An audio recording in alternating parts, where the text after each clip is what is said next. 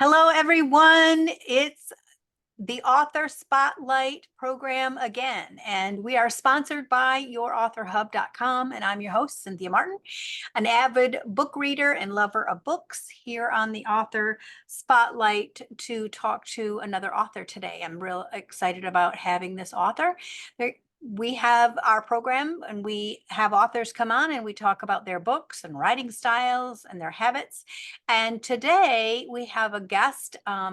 We want to welcome the author today, who has Jerry Huerta, if I'm pronouncing that correctly.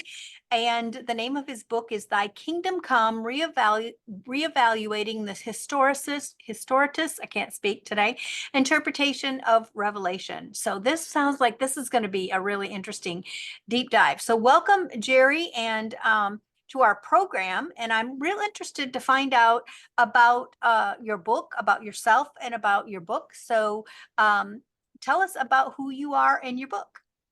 Well, thank you, Cynthia, for your this opportunity. My book is about the book of Revelation, as you stated before, and it is a deep dive. It's I think I kind of slants towards an academic book. It's not for the novice, or it can be for the lay, definitely, but they would have to really do some studying into it. Because I want to deal with the issue that there's different types of views of interpreting the book of Revelation. In essence, schools of thought. One of them is the futurists, which we see is very common out there today. That's the Left Behind series.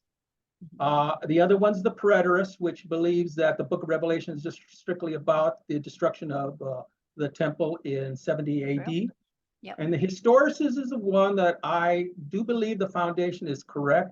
They believe the Revelation is about the history of the church, the continuing unfolding of the history of the church. And I do believe that's the correct one. And why I chose that subject matter for my book is because it is about Christ's mediation. Christ is not mediating the old covenant. He is mediating the new covenant. So he's going to speak, if he's going to speak about what's happening in between the two advents, before his return, he has to be mediating and speaking about the church. So the idea that the book of Revelation is about just the Jewish people and their temple, I do not believe that's the proper foundation, and that's why I chose the foundation. And there's an anchor in that book of Revelation and in determining who it pertains to, and that is, in my book, I bring out the identity of the rich merchants. That's a literal term that's used in there. The rich merchants are one of the antagonists when Christ returns, along with Babylon, the 10 kings, and the beast. So if we can determine who the rich merchants are and the time that signifies, that pretty much reveals what the book of Revelation, which school of thought it actually substantiates. And I do believe we are living in the time of the rich merchants. We are living in a market-driven society. One of the things it says about the church is that they think they're rich and increased with goods. That's the time we live in.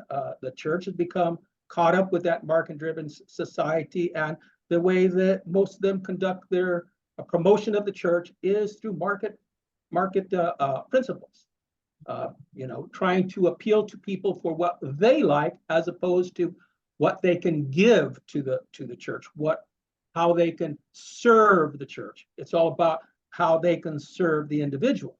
That's the ethos, or the code of our time is this idea of individualism, personal rights, self-autonomy, and our communitarian principles that our society was built on in the past have been left aside or pushed aside. And today it's all about what can, like Kennedy said, what can our country do for us, not what we can do for our country. Wow, that sounds like that's an interesting book.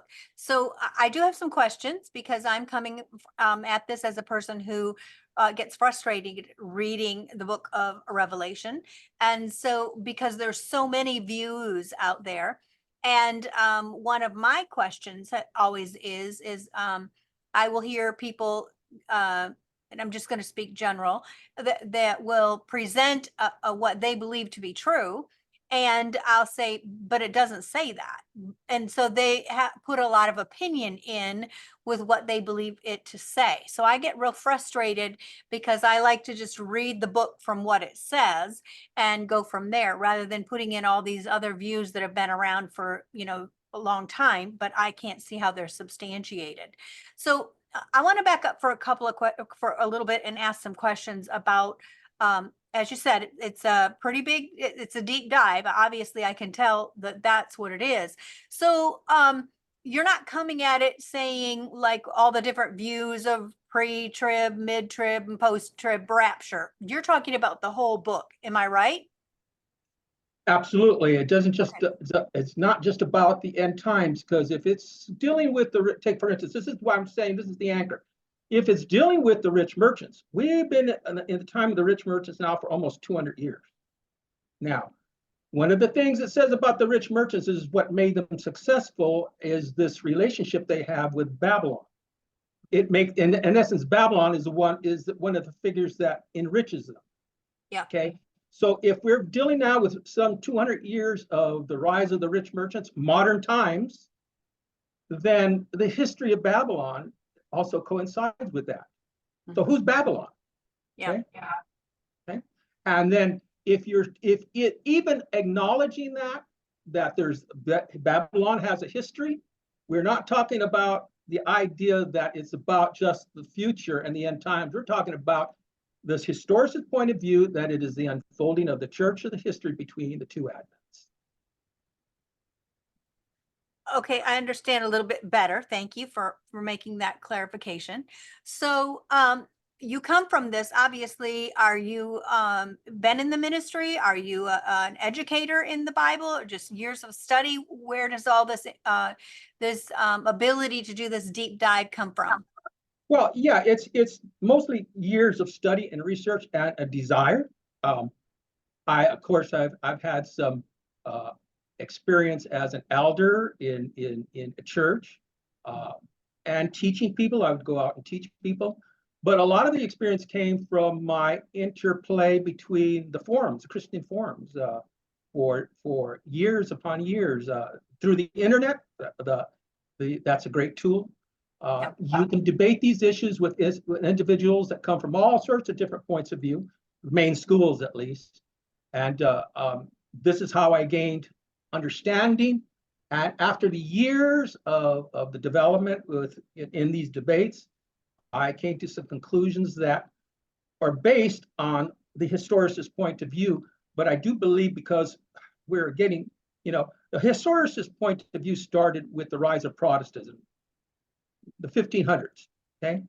And they developed an idea of an interpretation of the Revelation, but hundreds of years have passed since the founders of this Protestant historicist point of view started, and we're way past that now. And some of their interpretation, although their foundations and their I believe their school of thought is sound, we have had now hundreds of years pass by, and so we can more rightly determine what the symbolism and narration in that book is about today. And as I say, the rich merchants there, we are living in those times for almost 200 years now, so there has to be some history of how they got here. And one of the things is how they got here is this relationship with Babylon.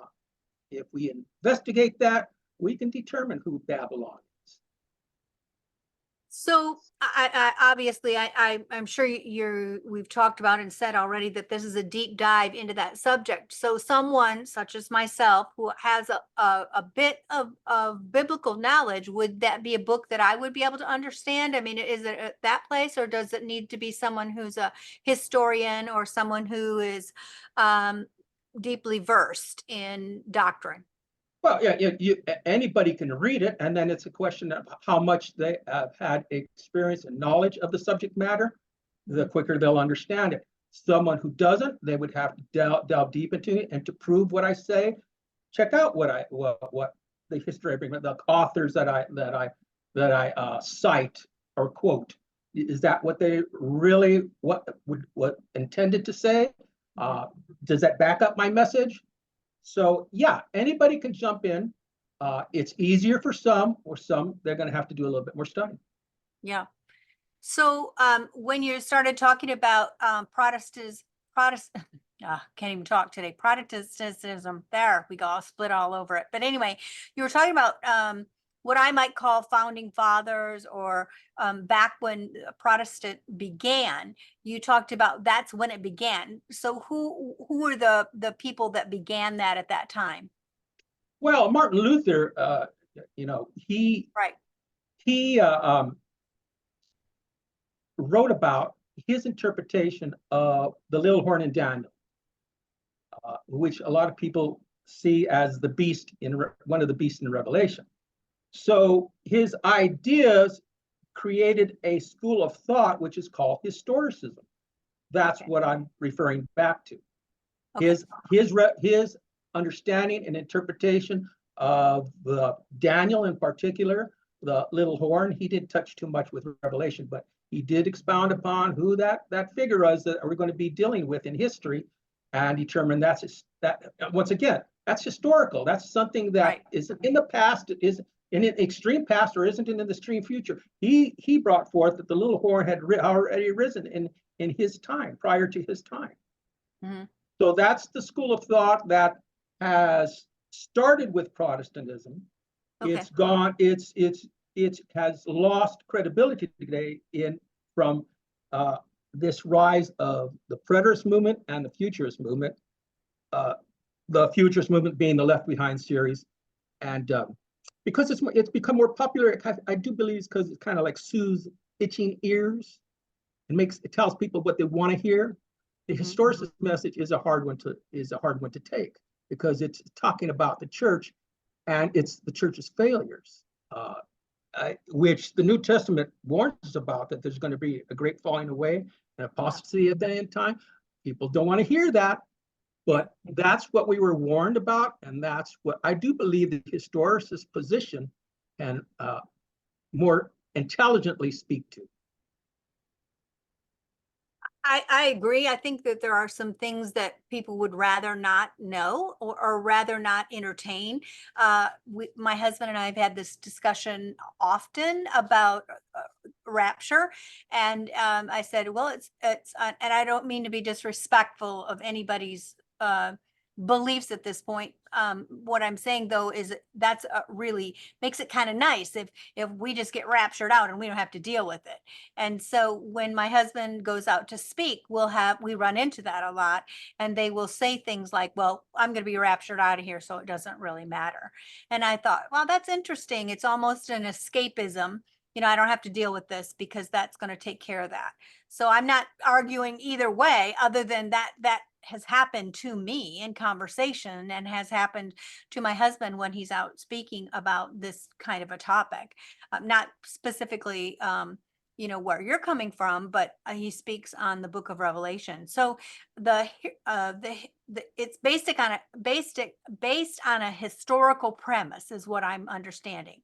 And it's based out of Martin Luther, and he was the first one who kind of began this thought process. Is that correct?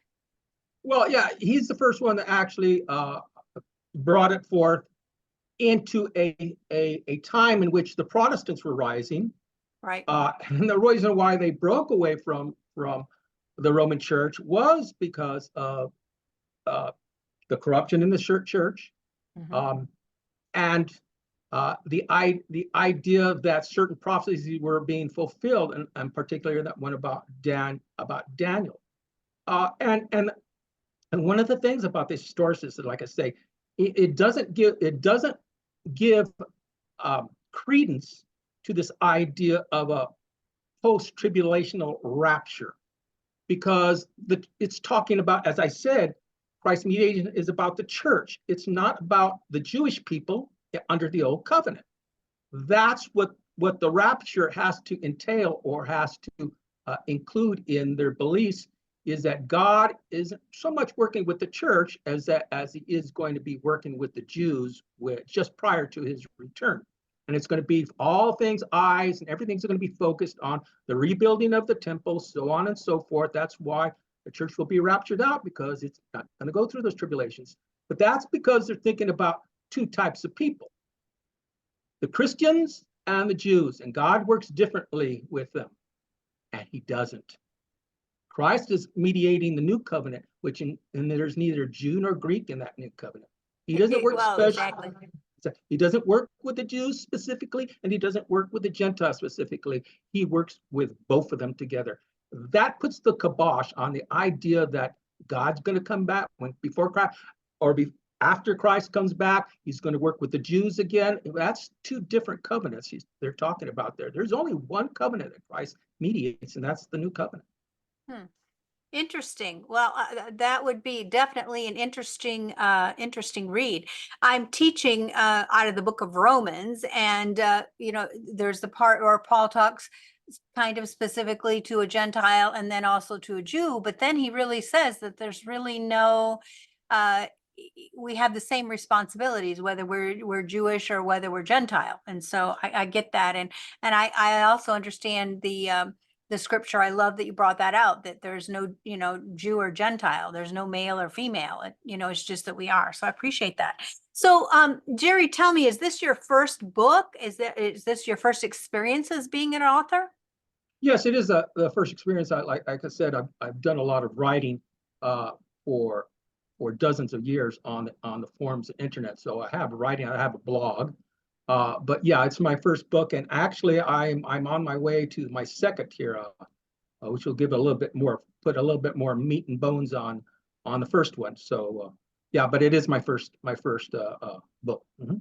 So you talked about the years and years of study. So how long would you say it's taken you to come up with this first book? And because I understand the idea, my first book was a life history. So it was into the 30 years because I had to live the life. But how long would you say it took you to put this book together? Is that it, the whole life of gathering information, or just when you sat down and started writing? Well, certainly the gathering of the information is found in the book, but when I actually decided I was going to write a book was kind of from an influence of someone on one of the forums I was on, and said, "You ought to write a book." He wasn't saying it nicely too; it was being sarcastic. But that's what I started getting in my mind. Well, I've got enough material here, and I do have a unique point of view. That, and based on that, the reality is that we're living in the time of the merchants right now, rich merchants. So that's when I decided, and that was probably about 3 or 4 years ago that I started the process, and it culminated there. And the book's been out now for about 2 years now, a little over 2 years. Okay. So it took you a couple of years maybe to write the book, I would say. That's actually pretty impressive, because that sounds like there's a lot of work involved. But like you said, you'd already put it on forums and so on and so forth. So you had maybe some of the content already put out there. You just probably needed to put it together. Right. Yeah, Mm-hmm. great idea. I know that people will recommend that if people have a blog, like you mentioned that you do, that that's a great way to start to write a book, is because you've already got content that you put out on a blog, and then you can kind of pull it together and help you get started as maybe the skeleton, or put some more flesh onto it to fill, to put meat it up. So Absolutely. that's great. Absolutely. Mm-hmm. Yeah. So another one of the questions that how did you get interested in this kind of a topic? That's kind of fascinating. I can't really tell you how did I get. I just always had one. I mean, as coming to Christianity, my first, being raised into Christianity, we come across these books, the Bible, and I mean, we see some of the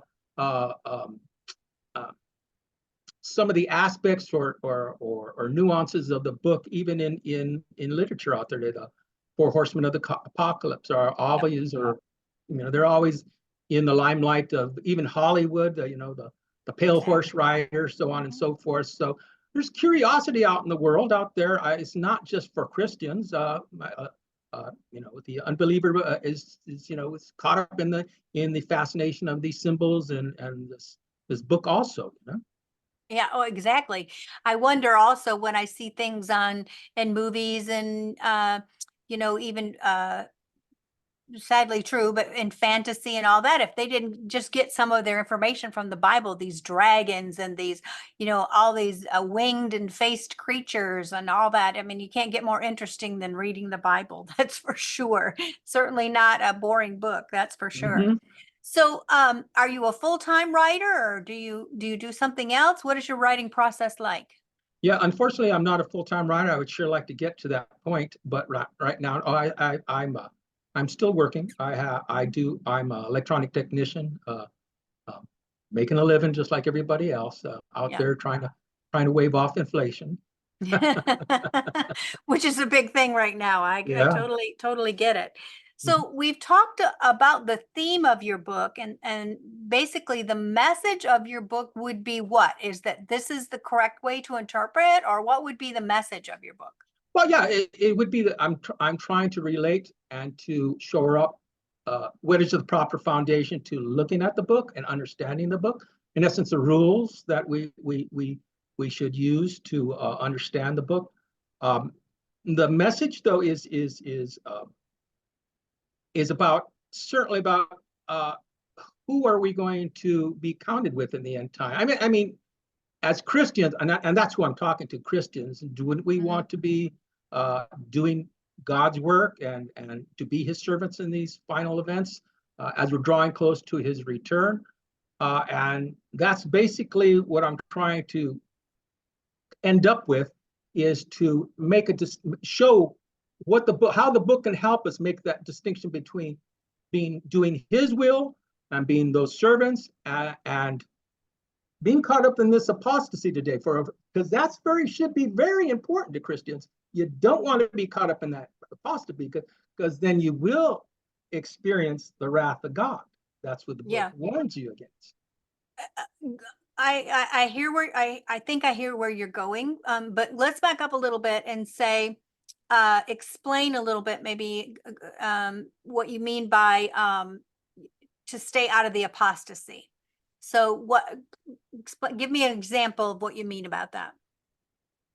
Well, yeah, certainly we are warned about apostasy, and to understand what the proper then relationship with God is in understanding an ethos, and that ethos is one of service and sacrifice. Hmm. Um, we are certainly not living in a world where that's promoted today, Yeah. but in the secular world, certainly. But then that secular world has touched the church too. A lot of the doctrines of the church are, in particular in our days that we're living in right now, are not of the Bible. You don't want to get caught up in that. Uh, but more, what I'm trying to do is in making that distinction is try to return to the ethos, the proper ethos. These market-driven churches, they want to arouse your emotions, and they want you to choose them uh, by appealing to your emotions and likes and dislikes, your preferences, so on and so forth. That's the market-driven aspect of the church. I get Now, it. okay, Yeah. if you understand that that proper ethos should be serving the church, how can I serve the church? Then certainly you're not going to be in that fallen part of the church. You will be doing God's will. You will be his servant then. So how that works out, I want to leave that for the book to explain it. Uh, I'm just giving you the bare skeleton of it right now. It would be fleshed out in the book. Yeah. And so just as a side topic, but kind of related, one of my favorite books that I read this year, because I'm an avid book reader, is it's called Jesus Called and He Wants His Church Back. Uh, I loved the book, but the premise, I think it runs along the same line of what you're saying. And I see this to be true, is that we've become, I'm talking about the organization's religious structure, right? Because I understand that I am the church, not the building where we go or the organization. So I know that's what you mean as well. But we have gotten another article I just read recently, probably within the last 6 months, and it was saying that we're so good at assimilating people into our organization, it called it a church, welcome, someone opens the door and welcome, here's your seat. And afterwards you come and meet the pastor. And once a month we can go and have pizza with the pastor. And here's the restroom. And here's the youth meetings. And here you can join our small groups. But where we're failing is we're failing to assimilate people into Jesus. We know all about the church structure, but we don't know about Jesus. And I think there's a failure. And I think that's kind of the same line that you're saying in. We've got caught up in, come join my structure, stay within, I'm going to feed you and entertain you and keep you happy. And you're going to have the right kind of temperature and the right kind of worship and the right kind of service starting at the right time and ending at the right time and all of that stuff. So feel when you leave, you can check box that you've been to church and paid your tithe and done all the things, and you're good to go for another week. So maybe I'm putting words in your mouth, but I see that as a problem. Because the people that have been in that system for 10 years don't know much more than what they did when they went in about the Lord, about his word, about how to apply it. And so I'm on the same page with you as far as the apostasy, how we have to be careful that we become so market driven instead of Jesus driven. And I realize we're not driven, we're followers. But I think am I on the right path of what you're saying? Yes, and I think it comes down to discipleship. That's the object of the church. Is to Yeah. disciple you so that you can they promote you. They promote this in a market way, driven way, in which come, we'll serve you here. We'll serve you to do it with this service. We have this service. We have that service. But they never come to the point where, as a true disciple, you're supposed to teach and prepare them to be the leaders. Okay? Yeah. To serve others, not just be served, but to serve others. Yeah. They fail in that discipleship, and that's what the big problem is with the final church, which says they think they're rich and increased with goods. That's pride. They're full of pride, but they're failing in being proper disciples to the people they bring in, and prepare them to be disciples. Yeah. Totally agree. One of the taglines that I talk about is that the cry of my heart is to be a disciple maker, but not only to be a disciple maker, but to be a disciple maker who makes disciples. So my belief is, and I'm sure you agree with me, that the Bible lays out that I am to make disciples. Obviously, that's in the Great Commission. But if I don't train them to be able to do the same thing, you know what I mean? That was the thing. There is no plan C. There is no plan B. We are it. Jesus left the good news, the spreading of the gospel to us. And if we don't do it, then that's a problem. And how we do that is through discipleship. I also believe that discipleship is formed really out of relationship. Because to truly be brought up as a disciple, you need someone to be able to speak into your life, but to tell you sometimes the hard things. And you're just not going to take that from just anybody. You have to have a relationship with someone to the depth that they trust you enough that they're going to listen to the hard things and things that are seen that need to be changed and things that they need to move on from. And they can only do that if they have a relationship. And unfortunately, we don't have our establishment, the organizational structure is not built on relationships. It's built on herd mentality. We're just going to get them to go this way.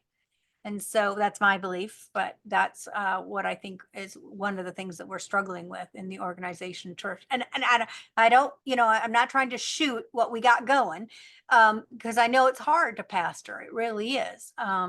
It's a hard thing. So I totally get that. So what do you think about that idea that it's a herd mentality rather than a relationship based? Well, yeah, that's it. As I said, that it goes exactly with what I was saying. They do not try to move people into being disciples, and that's what the discipleship is all about. It's not just because you know what? Here's the thing about if they just serve them, that's how a lot of rich churches get rich. Yeah. Unfortunately, and they know that. Mm-hmm. There's so many ministers out there are very aware of that. because if they were to disciple them properly, those people would move on and start their own churches or their own groups, Yeah. and you know, and expose the charlatan who's just doing it for the money. Yeah. I had a dear pastor friend of ours when we were talking about why a lot of times churches don't work together. Because it saddens me that we don't work in this together, right? I don't even care that they believe a little bit differently, because we're all in the kingdom, right? We just let Jesus sort that out. And but my dear pastor friend said to me, because they're building their own kingdom, not the kingdom. And so that's what we have, is we have all these little kingdoms of their own that they're trying to be self-sufficient in themselves, and they don't want anybody going over here or going over there, because we just don't want to do that. We don't want to lose people. So that's really sad. It really is. I'm sure that that's not what the Lord had in mind, and when he set that up.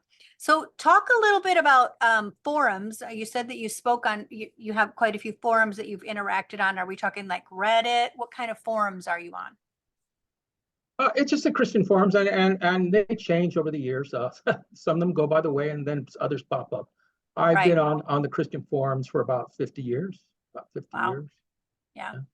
Yeah. And so how I don't did you know. get involved with them? Well, they're on the internet. I mean, Yeah. the internet. I don't know if it certainly hasn't been on that long. I'm talking about as far as being on the forums, more like since the internet started with proliferating. That's what's been about 20, 30 years now. Yeah. Yeah, I would yeah, say, yeah. yeah, So probably yeah, 20 or that's 30. basically Yeah. before then. I would study and I would interact with people the normal way, Yeah.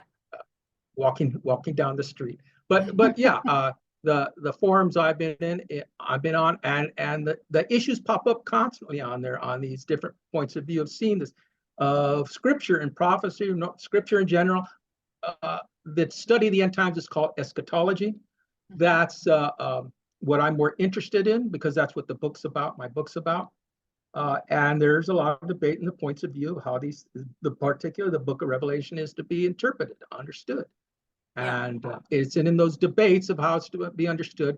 I got to some arguments where really no one ever persevered against me. They don't like it, but and I'm not the only one that's saying it. I'm building on a foundation, and that is that the book of Revelation has to be the mediation of Christ on the church. It's not about just strictly with the Jews and the temple and the past or in the future. It's about the unfolding of the history of his people from one Advent to the next.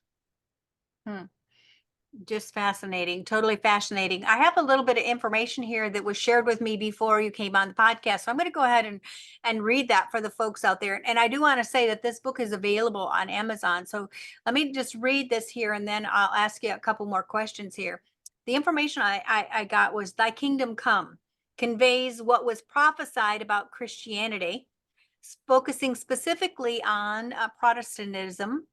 And the narrative commences in the Middle East, but it envelops the world and how the Protestants influenced it. The book correlates the prophecies and the illustrations of the seven seals with the modern day market driven society and the prophetic era of the Laodicean church and the Israelite autumnal festivals, which are the festivals or the feasts that they have in the autumn, and the time of the end in Daniel 8, chapter 8, verse 17.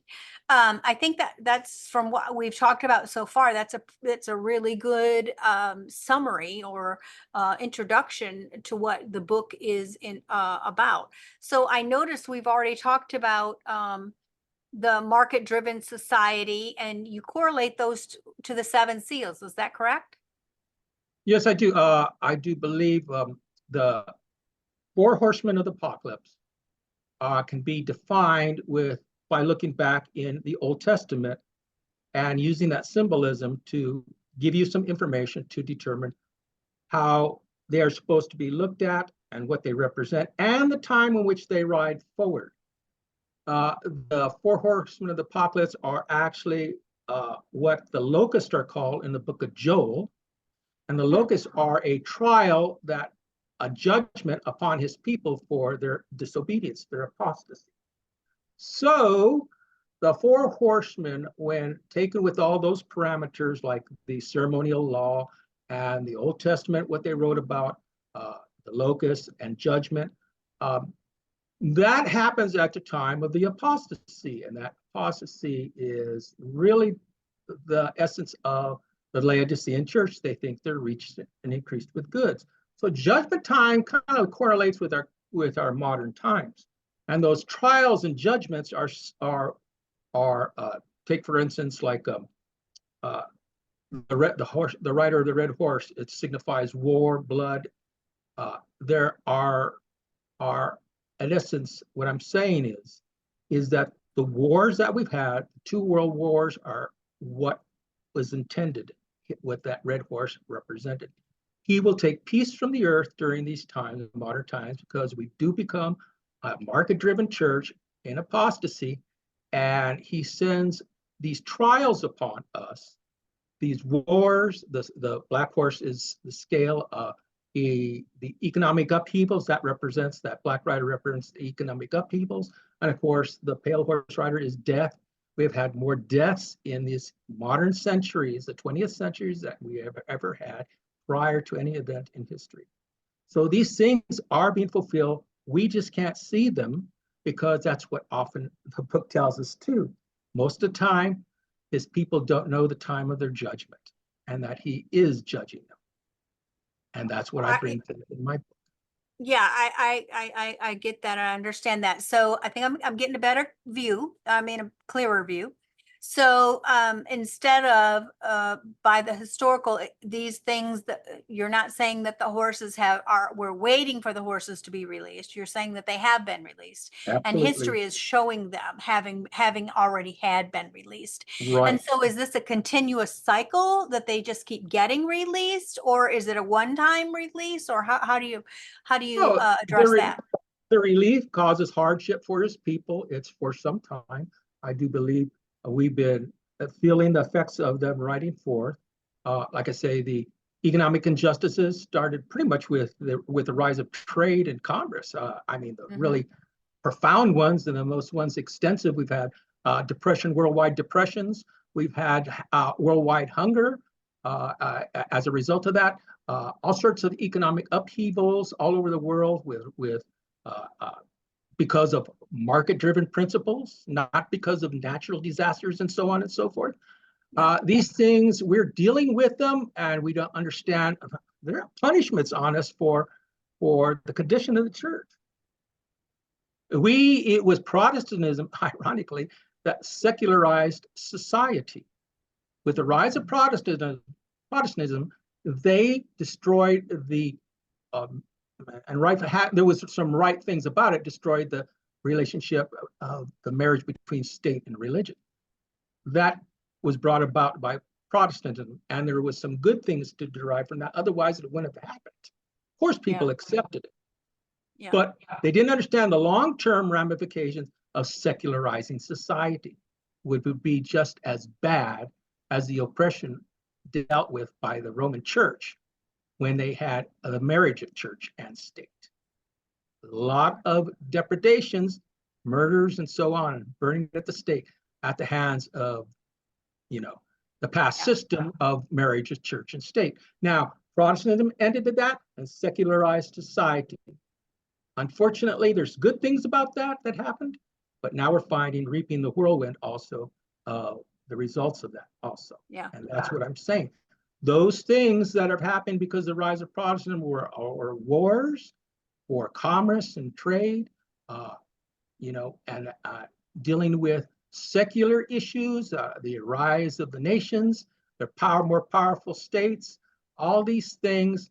There's good and bad with them, but we have to understand the bad things that have been happening have been a judgment upon us for allowing and going along with the secularization of society. Very, very, very interesting, fascinating. So, Jerry, would you happen to have a copy of your book nearby? I mean, without you having to get up, or I'd love to see that. just want to let everybody know, look at there, Thy Kingdom Come. You need to get that book. You need to go over. You're interested in this kind of a topic of exploring something that I quite honestly have not heard anywhere else. You want to go over to Amazon and get that book. That I think that's just really, it would be a great read. If you're, you've not, you want to, you look at Revelation like I do and you think, I'm not sure about all these views that people have out there. And I think this would be a good thing, it sounds like a very educational type deep dive that you could look at a lot of Book of Revelation from a historical standpoint for sure. So Jerry, before we close, because we're about out of time, is there anything about the book or about the writing process that you'd like to share with our viewers? Yeah, basically, I just want to say that the main thing I want to share is that, yes, the book of Revelation is about the time of the church, and it has some good things and bad things. There are people, certainly, a remnant that comes through. And I want to impress, one of the things that I'm substantiating is the reason because of their ethos. We are living in a world where everybody is self-interested and interested only in how the church can serve them. That's not what we are to live for. We are supposed to live for with a proper ethos of what can we do to serve God's church. The falling away of the church coincides with the time with the rise of secularism. That was at the hands of Protestants. Protestants did something good. They broke away from church and state, the injustices of that. But nevertheless, though, they didn't make it any better by imposing a secularization of society. Yeah. Fascinating. I agree with a lot of what you've said today. I just, I mean, I don't understand all of it. Obviously, I'd have to read the book, but I do agree with your premise that, we've become very market driven and we've become more about making things the way people like it instead of the way we're supposed to, and we've become serve me instead of how can I serve you. So I totally get that. So we are out of time today, but I hope you've enjoyed coming on, Jerry. I thank you for explaining your book to us. And I think it would be a great read for anybody who's interested in the history and who's interested in looking at this from a different perspective. So you can get the book over on Amazon. And I want to thank our sponsor, yourauthorhub.com, for helping to make today's podcast happen. Like I said, be sure to go over and get the book from Amazon. And we just want to say thank you to our viewers, and we'll see you again next time on your author spotlight. Have a blessed day.